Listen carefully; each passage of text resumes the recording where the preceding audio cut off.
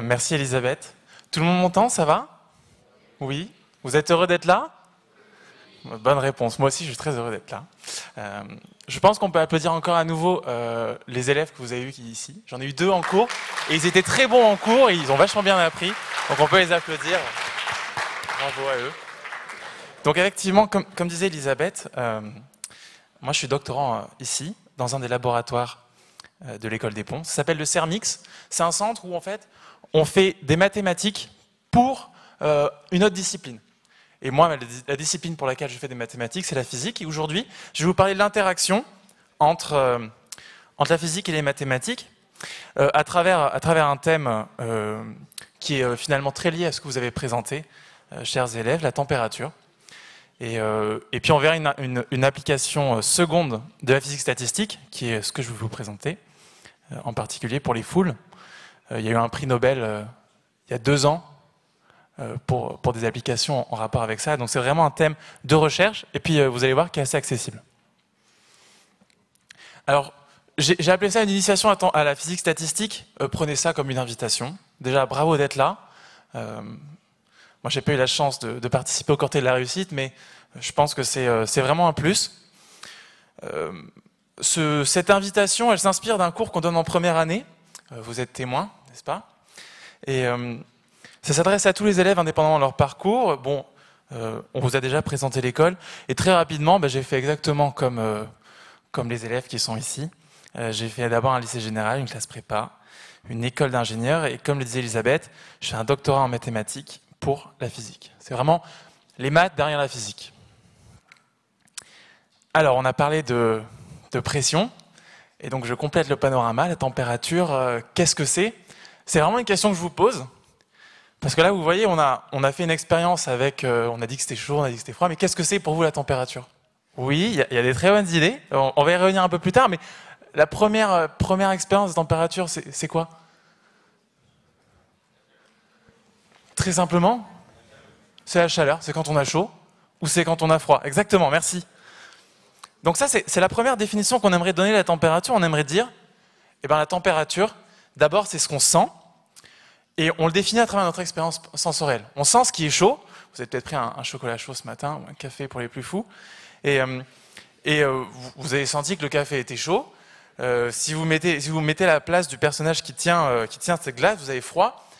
Mais on sent vite que c'est pas une définition qui va marcher correctement. Et ça, vous pouvez le faire ce soir en rentrant chez vous. Vous pouvez faire l'expérience. Vous mettez une main sous l'eau chaude, ou alors vous tenez une tasse de chocolat chaud, et puis l'autre dans la glace. Et ensuite, qu'est-ce que vous faites? Vous connaissez probablement cette expérience. Il y en a peut-être au premier rang qui connaissent, non? Vous mettez ça? Exactement. Bon, très bien. Tu veux venir faire la présentation? Non? Oui, exact. On va le mettre sous le robinet, oui. En fait, monsieur, j'ai déjà vu votre conférence parce qu'un jour, vous aviez fait une conférence en ligne. Oui, c'est possible, oui. D'accord. Voilà, t'as plus le droit de répondre, il faut laisser les autres. Très bien, voilà. Bon. C'est un très bon élève, bravo à lui. Bravo à lui. Donc c'était l'an dernier pour les journées nationales Paris Tech, n'est-ce pas? Oui, c'est ça, Paris Tech. Et ça t'a plu? Bon, ça lui a plu, alors écoutez bien. Alors le problème de cette expérience, c'est que vous vous rendez compte que si on définit la température juste avec des sensations, juste avec la sensation de chaud, la sensation de froid, eh bien ça dépend d'une main à l'autre. Alors imaginez, pour ensuite s'entendre sur ce que c'est que la température, ça risque d'être compliqué. Ça, en sens, on dit que c'est pas objectif. Autrement dit, ça ne dépend pas de l'objet, mais si on définit la température à travers ça, ça dépend du sujet. C'est une définition subjective. Et puis, de toute façon, c'est pas tout à fait souhaitable de définir la température à travers l'expérience qu'on en fait. Vous n'avez pas envie de mettre votre main dans la casserole d'eau bouillante, et encore moins dans ce creuset de métal en fusion. Et puis enfin, c'est pas quantifié. On sent que la glace, c'est plus chaud qu'un café. On sent que le café, c'est plus chaud que l'eau bouillante, et elle-même plus chaude que le métal en fusion. Mais de combien? plus froide, pardon. Plus chaud, plus froid. Excusez-moi, je me suis confondu. Plus froid, il fallait mettre plus froid partout. Il y en a qui suivent, c'est très bien. Une autre idée pour faire ça, c'est de quantifier. Pour quantifier, qu'est-ce qu'on utilise? L'outil, c'est quoi? Oui, là-bas? Exactement, un thermomètre. Alors un thermomètre, il faut vraiment le prendre non pas comme un objet, mais plus comme un outil qui est la donnée d'une part d'un instrument de mesure et d'autre part d'un protocole. Alors je me permets de faire un peu de pédagogie scientifique. Si vous prenez le thermomètre de droite, que vous connaissez probablement, et que vous l'utilisez comme le thermomètre de gauche, ça ne va pas marcher. Vous avez beau appuyer sur la... Il n'y a pas de gâchette là-dessus, vous ne pourrez pas l'utiliser.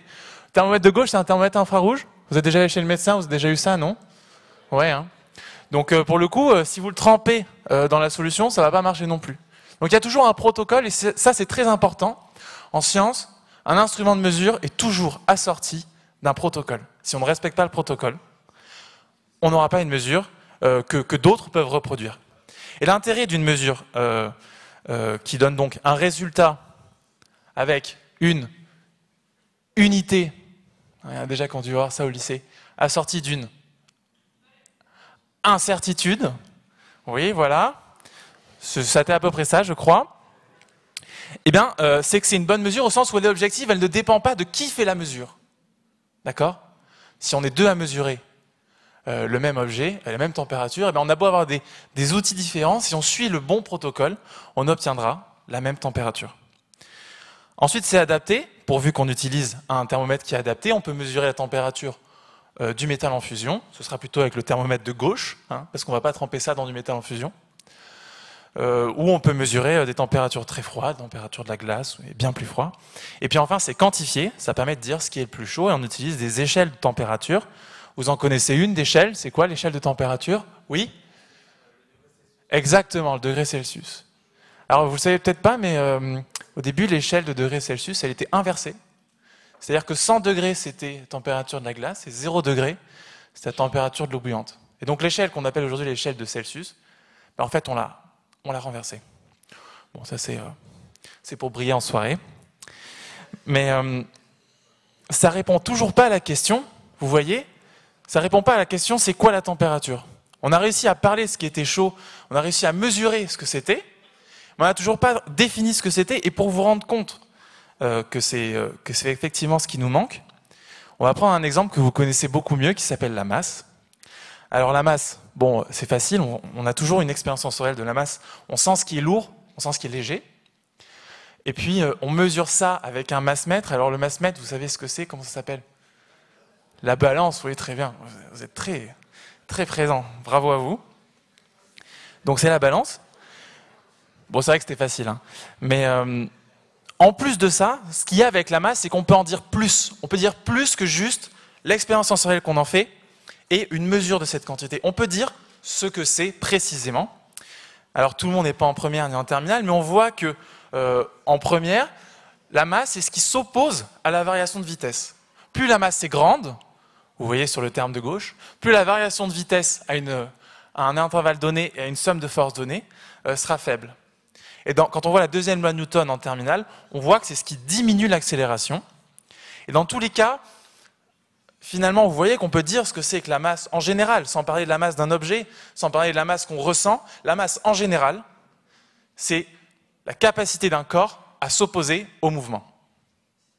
Et là, vous voyez que ça, on ne l'a pas dit pour la température. Et c'est exactement ce qui nous manque. Pour les deux grandeurs qui sont la masse et la température, on a une expérience sensorielle, on a une mesure. On a pour la masse une définition, mais moi je vous propose de boucher la dernière case aujourd'hui et de savoir ce que c'est que la température. Ça vous va? Alors, pour parler de la température, il faut remonter au XVIIIe siècle. Alors, vous voyez qu'une bonne partie de la température et de la thermodynamique, qui est exactement ce que les élèves vous ont présenté juste avant, on peut en faire sans vraiment définir ce que c'est que la température. Et comment on fait pour faire ça sans définir la température? On pose des principes. Alors les principes, vous vous en souvenez, chers élèves? Oui. Voilà, il y a les premiers principes de la thermodynamique et deuxième principe de la thermodynamique, mais jamais on définit ce que c'est que la température. Et vous voyez, quand on a fait cette expérience, Avec la pression, on n'a pas défini la température. On a juste dit, bon, c'est chaud, c'est mesuré. Et après tout, ça convient pour beaucoup d'expériences, pour beaucoup d'applications. Mais pour définir ce que c'est que la température, il faut remonter jusqu'à... Est-ce que vous avez une idée de quel siècle il faut remonter? Est-ce que c'est plutôt... Donc ça, là, j'ai dit c'est 18e. Est-ce qu'on définit la température au 19e ou au 20e? Qui dit 19e? Qui dit 20e? Waouh! Très bien. Bon, je vais peut-être présenter la chose comme trop compliquée. C'est bien en fait au 19e. Mais bravo d'avoir tenté, bravo d'avoir tenté. Et en fait, ça commence en 1860 avec un physicien écossais qui s'appelle James Clerk Maxwell. Alors lui, vous allez le voir, si vous continuez les études, et puis même si vous vous intéressez aux sciences, vous allez voir que c'est quelqu'un qui a fait énormément. Il n'a pas du tout travaillé seulement en thermodynamique. Et en fait, il a commencé avec la thermodynamique. Et ça me fait plaisir de vous le présenter parce que, bon, d'une part, c'est un homme de génie, mais c'est surtout quelqu'un qui a fait de la physique et des mathématiques. Et finalement, je m'identifie à quelqu'un qui fait de la physique et des mathématiques. Il est né en 1831, il est mort en 1879. Et puis vous verrez qu'en fait, c'est un véritable dieu de l'électromagnétisme, si vous continuez. Et aujourd'hui, je vous en parle parce qu'il s'intéresse à la théorie cinétique des gaz, qui rejoint ce que tu nous as expliqué tout à l'heure avec des molécules qui s'agitent.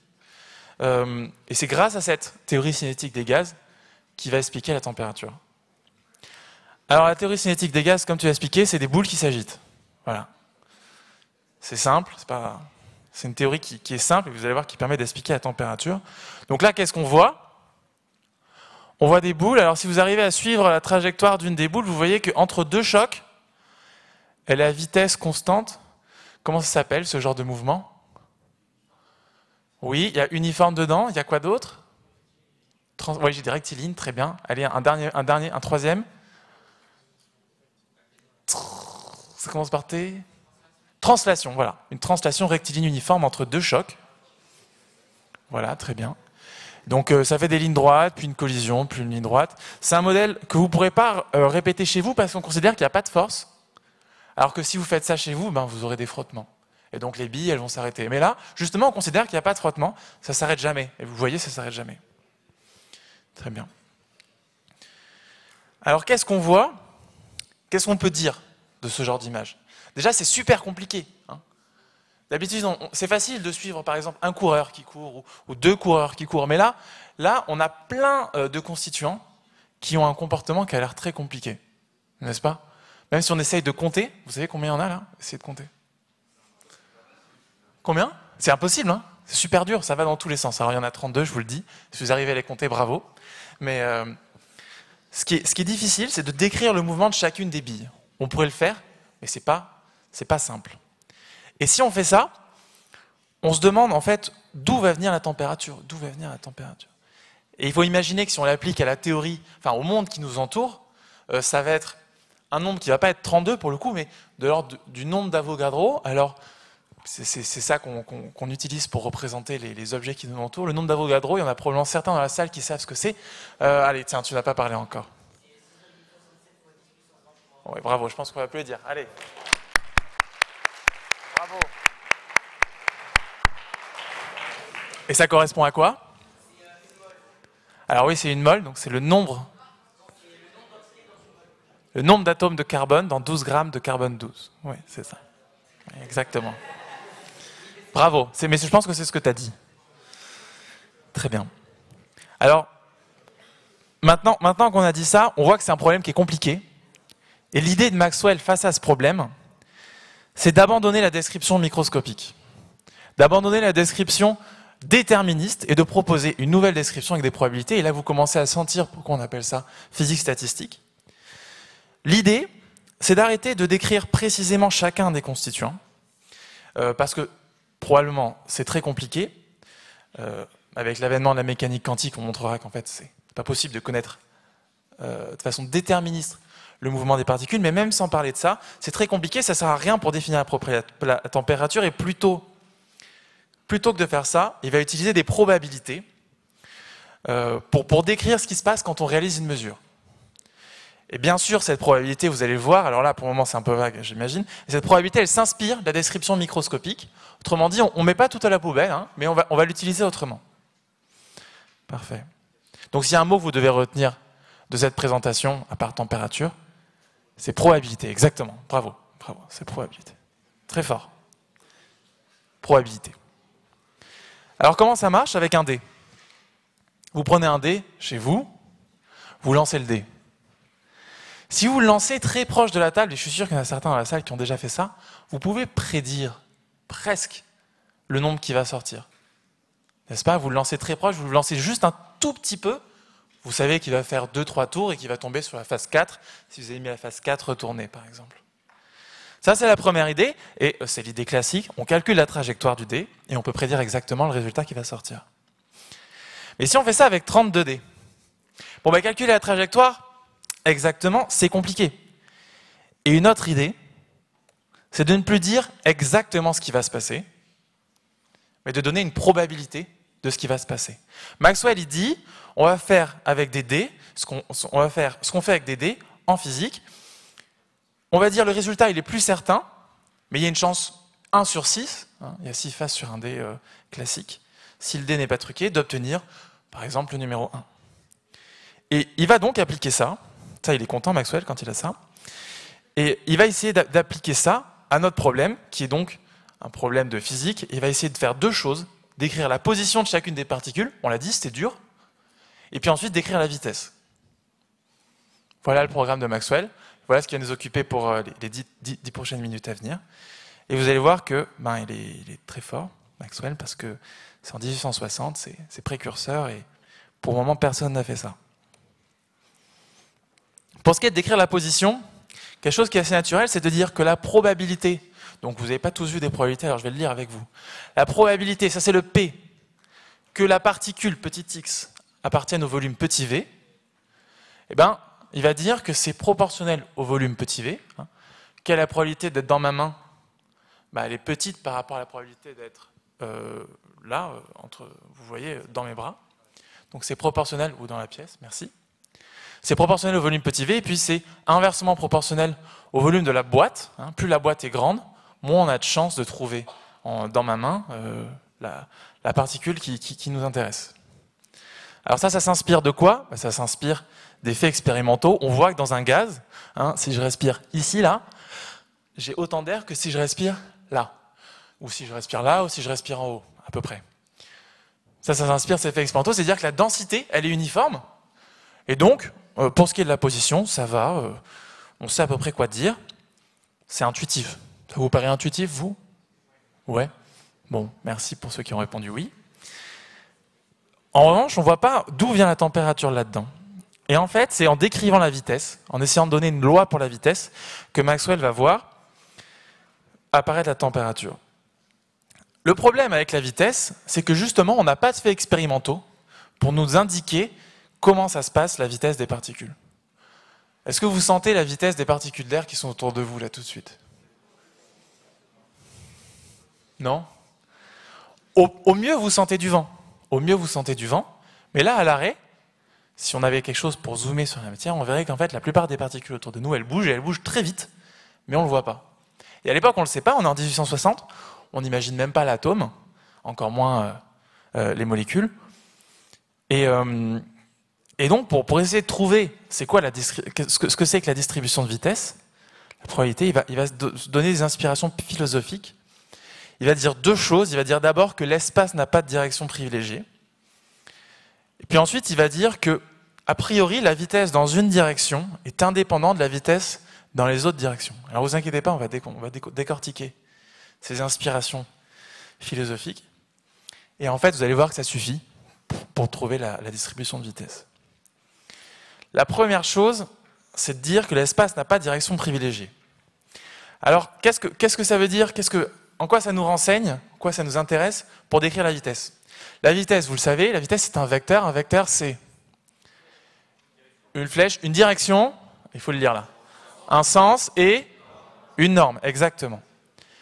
Alors quand on voit ça, ça veut dire quoi? Que l'espace n'a pas de direction privilégiée. Ça veut dire que ce vecteur, a priori, qu'on va représenter par une flèche, vous n'avez pas totalement tort quand vous disiez flèche, a priori, il n'est pas privilégié par rapport à ce vecteur-là. La probabilité d'obtenir le premier vecteur, à la vitesse qui vaut le premier vecteur, est égale à la probabilité d'obtenir le deuxième vecteur. Et d'obtenir en fait tous ces vecteurs, vous voyez qu'ils ont la même norme, mais ils ont des directions et des sens différents. Génial. Alors l'idée, donc, c'est que si ça ne dépend pas de la direction ni du sens, ça ne dépend que de la norme. La probabilité d'obtenir une vitesse v est fonction uniquement de la norme, c'est ce que j'ai écrit ici, v entre deux barres, vous voyez? Voilà. Ça va, vous connaissez cette notation pour certains d'entre vous? Avec 2 barres, peut-être, vous mettez 2 barres d'habitude? Oui. Bon. Je voulais mettre qu'une barre, j'étais un peu feignant, désolé. La deuxième inspiration, c'est de se dire que la vitesse est indépendante dans une direction de l'autre. Alors ça, l'indépendance, il y en a certains en terminale qui ont déjà vu ça, s'il y a des gens de terminale ici, c'est dire que la probabilité d'obtenir Vx, Vy et Vz, c'est tout simplement le produit des 3 probabilités. D'accord? Ça, c'est classique, on prend deux lancers de pièces. Si on lance une pièce indépendamment de l'autre, ben la probabilité d'obtenir le résultat pour l'un et le résultat pour l'autre, c'est juste le produit des probabilités. La probabilité d'obtenir 2 fois face, ce sera 1,5, la probabilité d'obtenir face pour le premier, et fois 1,5, la probabilité d'obtenir face pour le deuxième. Ben là, c'est la même chose, mais avec des vitesses. Et puis, puisque l'espace n'a pas de direction privilégiée, la dépendance en Vx est la même que la dépendance en Vy et en Vz. C'est la même fonction, c'est le même petit g. D'accord? Il faut penser que derrière cette fonction, c'est un x carré ou c'est quelque chose un peu comme ça. Et vous voyez, juste avec ces 2 hypothèses, il a simplifié énormément le travail. Et voilà que la probabilité, pour trouver la probabilité, il faut résoudre cette équation. On a d'une part à gauche une fonction uniquement du module de V, de la norme de V, et puis à droite, le produit de 3 fonctions en chacune des coordonnées. Et ça c'est fort puisque en fait il fait juste un peu de calcul, alors je vous l'épargne parce que ça dépasse un peu le cadre de votre programme, mais juste avec un tout petit peu de calcul, ça prend une demi-page, on trouve que la probabilité d'obtenir une vitesse V, c'est ça. C'est une constante, que j'ai notée C, fois une fonction qu'on appelle l'exponentielle. Alors il y en a certains dans la salle qui ont déjà vu l'exponentielle, n'est-ce pas? Est-ce qu'ils peuvent lever la main pour voir à quel point? Voilà. Donc l'exponentielle, il faut vous dire que c'est comme une fonction comme x carré, sauf qu'à gauche, ça va très vite vers 0, et à droite, ça va beaucoup plus vite vers l'infini. D'accord? Bon, s'il y a des profs de maths dans la salle, ils vont me tuer, mais pour l'objet de ce cours, c'est ça. D'accord? Et vous voyez que c'est proportionnel à moins v carré sur alpha, et en fait, il va essayer d'interpréter ça. Là, je vous ai tracé le graphe, je vous ai tracé 4 graphes de ces fonctions en fonction de alpha, le petit paramètre qui est dessous, vous le voyez? Très bien. Quand on fait augmenter alpha, on se rend compte que la distribution, c'est-à-dire le P de V, tend vers la courbe rouge, c'est-à-dire une courbe qui est très étalée, vous voyez? Jusque très loin, jusque 3, on continue d'être non nul, alors que quand on a un alpha qui est très faible, très vite, on tend vers 0, vous voyez? Donc quand on fait augmenter alpha, vous voyez que c'est la variance, la quantité à avoir une vitesse variée, d'accord? Puisque quand on a un alpha faible, on a une vitesse qui est en gros là. Quand on a un alpha qui est grand, on a une vitesse qui est beaucoup plus variée. Quand on fait augmenter alpha, donc, ça augmente la variance. Et ça, c'est génial. Puisque, avec ce modèle, lorsqu'on calcule l'énergie, on se rend compte qu'elle est proportionnelle à alpha. Et expérimentalement, là, on a quelque chose. On ne sentait pas la vitesse, mais on sent quelque chose. On sent que la température, c'est ce à quoi l'énergie est proportionnelle. Autrement dit, l'énergie est proportionnelle d'une part à alpha et d'autre part à la température. Ça veut dire quoi? Ça veut dire que la température et alpha sont proportionnelles. D'accord? Bon, peut-être un peu tard dans la matinée pour que vous en rendiez compte tout de suite, mais vous reprendrez ça peut-être si vous en avez envie et vous verrez que c'est exactement ça. Autrement dit, la température, elle est dans le alpha. Plus on augmente T, plus la variance de la distribution augmente. Autrement dit, on a quelque chose qui devient de plus en plus désordonné, de plus en plus varié. Et là, on arrive enfin à notre définition de la température.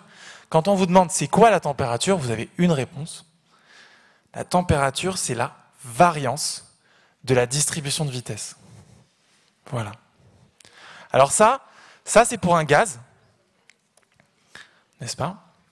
Et vraiment, ça quantifie, dans le modèle qu'on avait précédemment, ça vous dit pas, c'est pas lié à la trajectoire précise des particules, mais c'est plutôt lié à une trajectoire d'ensemble, à un comportement d'ensemble des particules.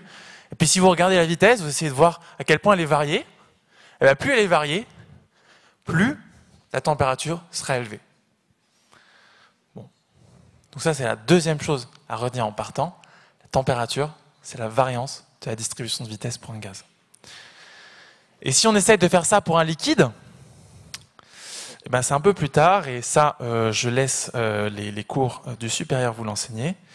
Vous pourrez en discuter avec les élèves qui l'ont vu l'an dernier. Il faudra attendre Boltzmann, une trentaine d'années plus tard, qui définira l'entropie, cette formule à gauche qui est écrite sur sa tombe. Et à partir de cette entropie, il définira la température pour tout système. C'est vraiment une définition. Vous voyez que par rapport à ce qu'on avait, c'est quelque chose qu'on peut exprimer pour n'importe quel système. C'est une définition générale. Comme on disait que la masse, c'était la capacité d'un corps à s'opposer au mouvement. Alors, je vous ai parlé des grands-parents de la physique statistique et vous allez voir qu'ils ont bien des descendants. Et la physique statistique, finalement, ça s'applique à beaucoup de choses.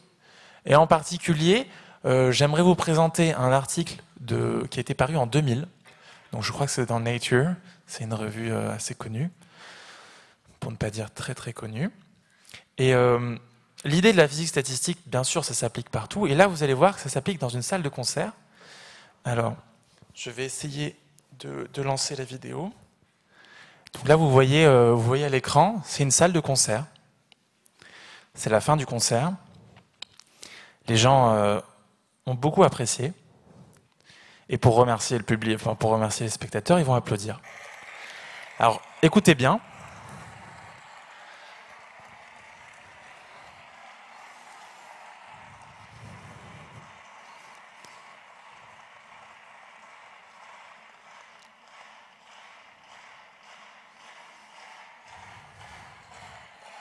Vous avez entendu? Qu'est-ce qui s'est passé? Tout là-bas, oui. Vas-y. Exactement. Les applaudissements se sont synchronisés. Et donc, quand un physicien voit ça, il se dit, mais qu'est-ce qui se passe? Qu'est-ce qui se passe? Alors, l'idée, c'est qu'effectivement, au début, les applaudissements étaient complètement anarchiques. Ça faisait un brouhaha. Et au fur et à mesure, le brouhaha se synchronise et on obtient des applaudissements qui sont en rythme. La question, c'est pourquoi? Qu'est-ce qui se passe? Alors, quand on fait un enregistrement, et c'est ce qui est présent dans cet article, on voit que ça dépend de la fréquence des applaudissements. La fréquence, c'est le nombre d'applaudissements par seconde. Donc, si vous faites un applaudissement par seconde, vous avez une fréquence de 1 Hz. Si vous en faites 2 par seconde, ça fait une fréquence de 2 Hz. D'accord? Et ils font une analyse des applaudissements et ils se rendent compte que quand on a un applaudissement qui est rapide, quand on fait 3 applaudissements, entre 3 et 5 applaudissements par seconde, 5 c'est beaucoup, hein, mais bon, ils ont enregistré 5 applaudissements par seconde pour certains frénétiques, ça fait plutôt un brouhaha. Voilà, ça ressemble à ça. Très bien. Et en revanche, quand on a des applaudissements qui sont plus lents, entre 1 et 2 Hz, eh ben, ça fait quelque chose qui est en rythme. Voilà. Donc ça, vous ferez l'expérience, je pense qu'il y a d'autres personnes que vous allez applaudir aujourd'hui. Si vous applaudissez lentement, vous allez réussir à vous synchroniser, puis après vous allez accélérer, et si vous allez trop vite, vous n'arriverez plus à vous synchroniser.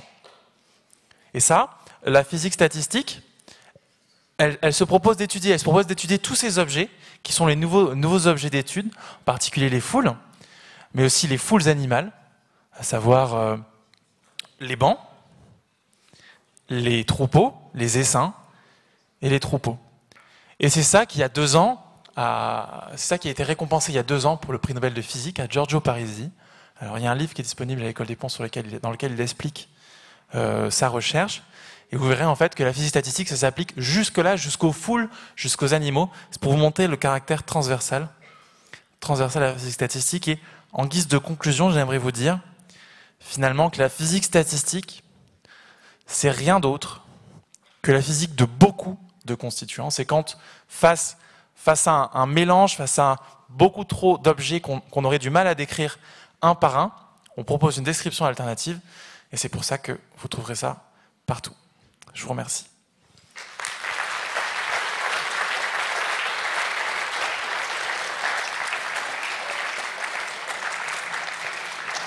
Merci beaucoup, Elfred.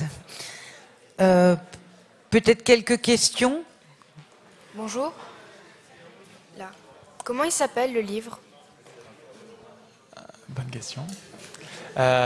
Donc l'auteur, si tu veux noter, c'est Giorgio Parisi. Donc Giorgio, G-I-O-R-G-I-O, Parisi. Et je crois que ça s'appelle Comme un vol des tourneaux.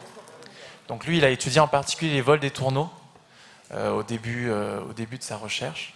Il les a filmés, en fait. Du côté de Rome, il y a des nuées des tourneaux qui sont énormes. Et la question, c'est pourquoi, en fait, comment ça se passe? Vous avez déjà vu ça? C'est assez intriguant. C'est des nuées, ça bouge dans tous les sens, et en même temps, ils arrivent à s'assembler, à avoir un comportement collectif. Et lui, s'est intéressé à ça. Donc, comme un vol des tourneaux, je crois.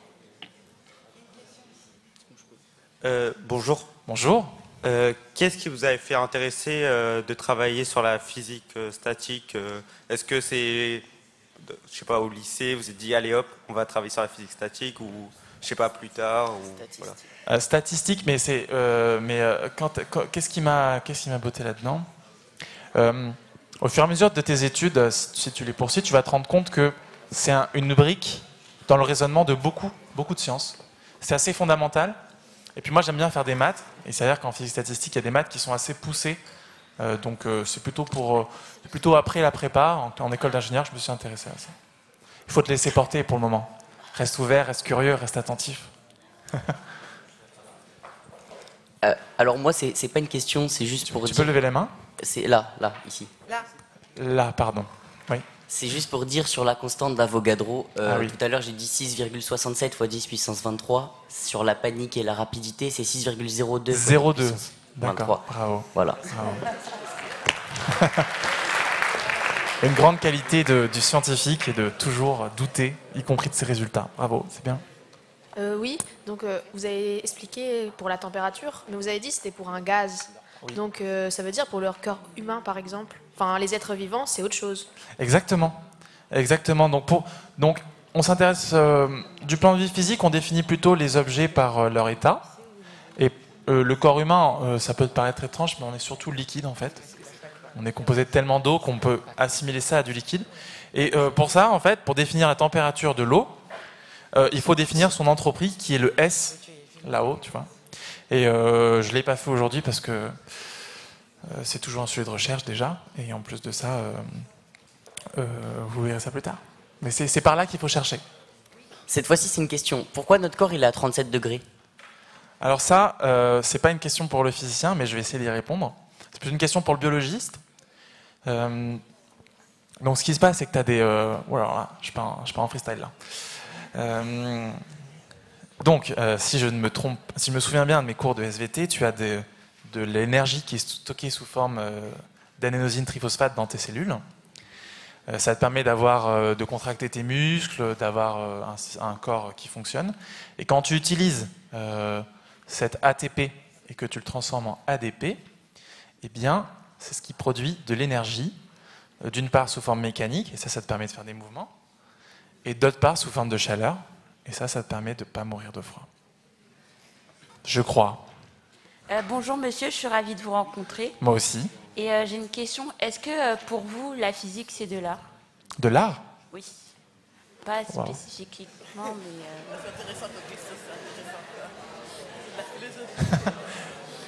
C'est très audacieux comme question, bravo de la poser. Et je t'avoue que j'ai pas de réponse toute faite pour ça, je pense que c'est... Il y a quelqu'un qui a une réponse à donner, oui? Non, c'est une question. Ah, je réponds juste avant. Okay. C'est... ouais. Non, bien sûr, c'est une science. Dans la physique, faire de la physique, c'est une science. Et la science, c'est tout sauf de l'art dans la mesure où on ne s'implique pas, on ne va pas essayer de montrer qui on est, on va plutôt essayer de montrer ce qu'on étudie. Comme je le disais au début de l'exposé, c'est quelque chose qui s'intéresse à l'objet et non au sujet, la physique. Et dans cette mesure, ça reste une science plus que de l'art. Mais dans la pratique, dans ce qu'on essaye de faire, il y a toujours une partie d'intuition, une partie de raisonnement, et qui qui au moins a la beauté de l'art, peut-être, si on aime ça.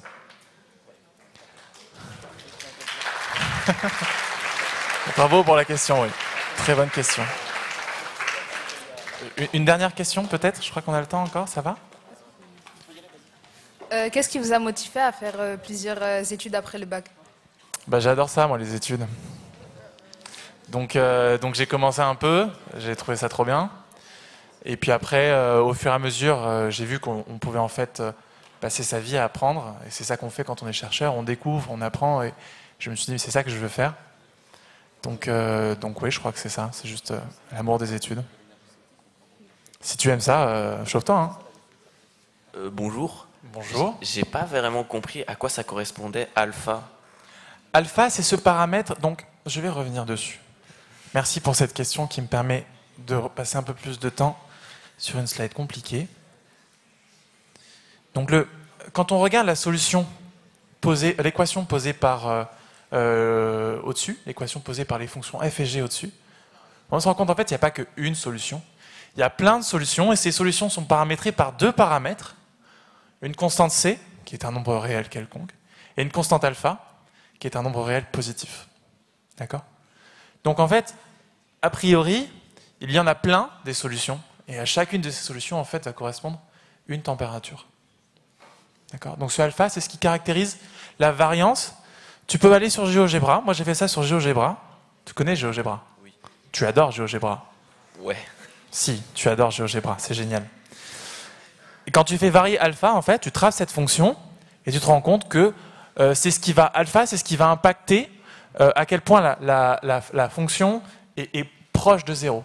Donc en bleu, c'est un alpha qui est faible. C'est un alpha qui est de l'ordre de 0,8, je crois.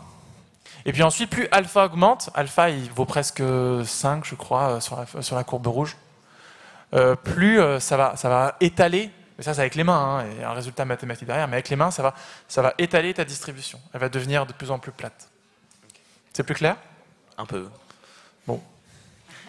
J'essaierai de mettre la présentation sur le web si tu veux te renseigner. Mais rien n'est neuf là-dedans. Hein. Si tu veux te renseigner, il y a plein de choses à voir là-dessus. Ok, merci. Une dernière question. Une dernière question, du coup, oui. Si on pourra poser des questions après à midi. Encore. Par rapport à la question des corps tout à l'heure de... C'est quoi ton prénom? Par rapport à la question de Tristan sur la chaleur des corps, je voulais savoir pourquoi est-ce que chacune est différente. Genre, il y en a qui sont à 36,5 et d'autres à 37,3. Alors là, je vais définitivement vous renvoyer vers votre enseignante d'SVT. Je n'en ai aucune idée. Bravo.